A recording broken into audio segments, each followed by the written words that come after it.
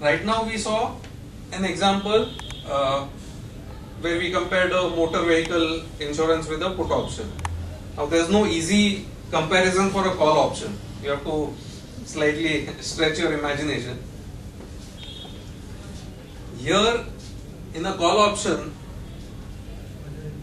there is one party who pays the premium and there is another party who gets the premium.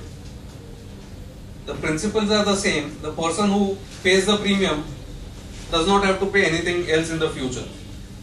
And the person who gets the premium only has to pay losses after that, if at all. So the person who receives the premium is liable to pay all the gains in the index or the stock beyond a particular level, which is pre-agreed upon. We'll again take an example.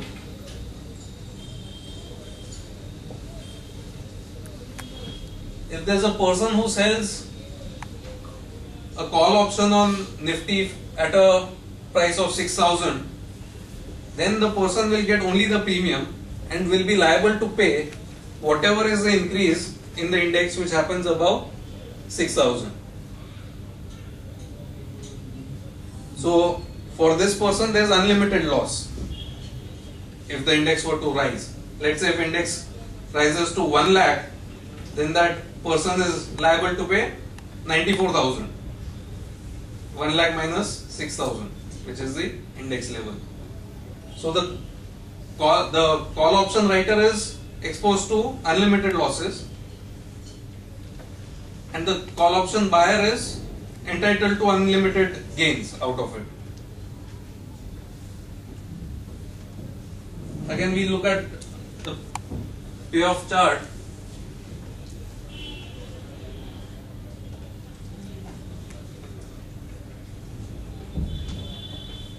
As the index rises, the loss for the option seller rises.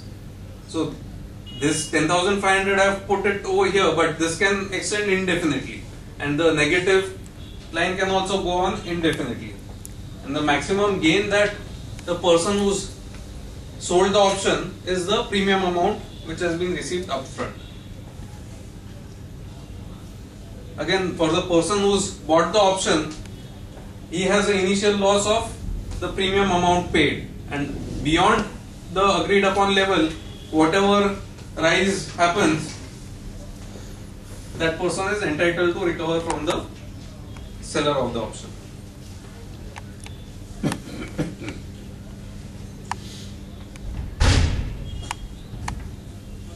I think I will not get into this too much in detail. Basically, the longer the option period, the more the option price. That is one thing you can take from this one.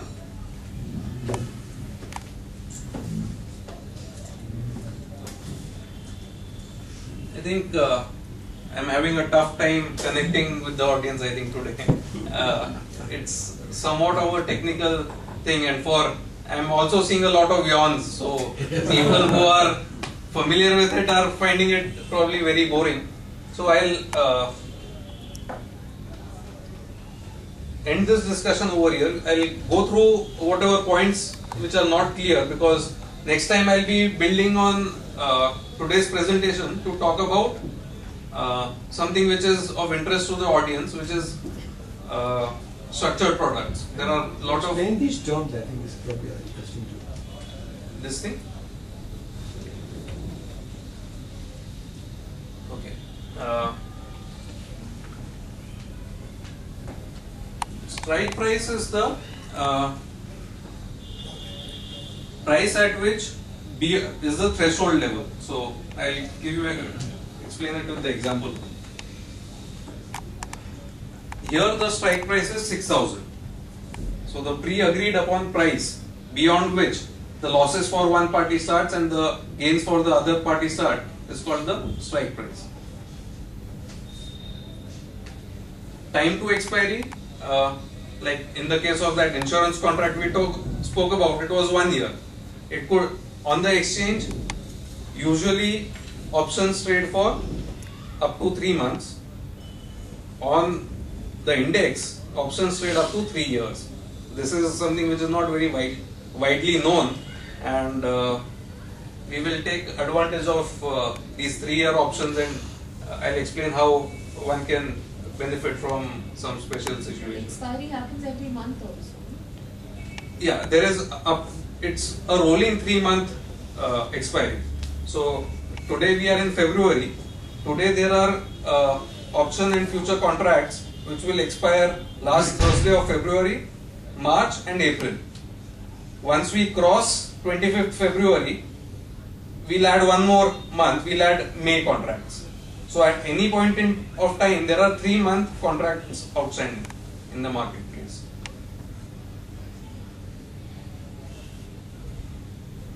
That is for stock, but for Nifty we can have long dated. For the index, there are up to 3 years of contracts. So time to expiry is that.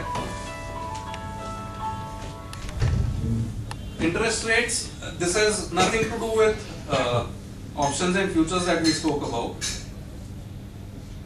Interest rates are the general prevailing interest rates in the marketplace. What is the interest rate on treasury bills, commercial papers? What is the interest rate that State Bank is offering on its fixed deposits? This is interest rates as is normally understood. But this is very important for understanding of options and futures. I'll tell you why. Let us say gold is at 15,000 rupees per 10 grams today, and someone offers you to sell gold to you at 16,500 after 1 year. Is it attractive or not attractive to buy it at 16,500 after 1 year? Now the answer to this question will be, what are the interest rates prevailing today? If you were to take delivery of 10 grams of gold and keep it in your locker today, you will be losing the interest that you could have earned on that money. If interest rates are above 10%, you might be better off putting that money in a fixed deposit and buying it at 16,500 after a year, because you will make more than that 1,500 from the bank. But if interest rates are only 5%, then you should buy the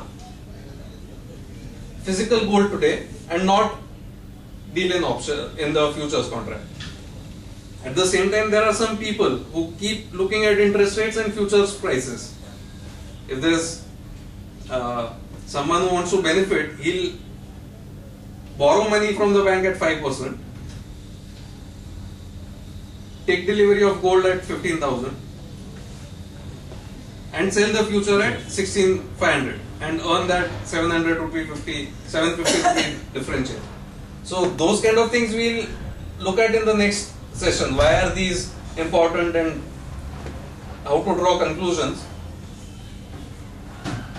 Today my objective is to that everyone should be clear with the basic terminology. What is futures and what is options? If that basic is clear, then without getting into too much of technical detail, we'll look at what are the possibilities. Again, none of the things that I'll be discussing can be done without professional advice, and some of the arbitrage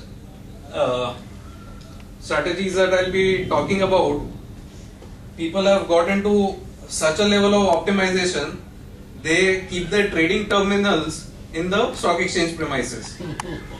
There are automated programs which capture all the prices, do calculations and automatically execute what is commonly known as program trading or algorithmic trading. So even before the eye can see the price, the computer will have done a transaction, and sometimes the price may not even come because that transaction happened in the background.